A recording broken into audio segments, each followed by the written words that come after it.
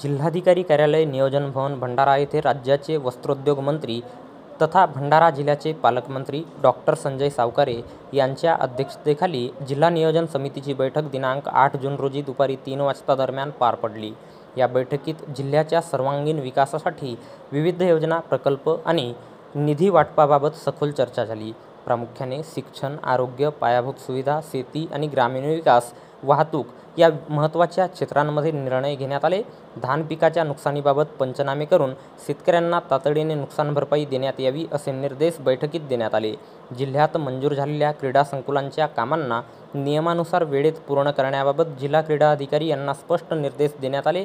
याप्रसंगी पालकमंत्री डॉक्टर संजय सावकारे, जिल्हाधिकारी डॉक्टर संजय कोलते, मुख्य कार्यकारी अधिकारी मिलिंदकुमार साळवे, पोलीस अधीक्षक नुरुल हसन, खासदार डॉक्टर प्रशांत पडोळे, आमदार डॉक्टर परिणय फुके, आमदार नरेंद्र भोंडेकर, आमदार नाना पटोले, आमदार राजू कारेमोरे आणि अनेक मान्यवर प्रामुख्याने उपस्थित होते.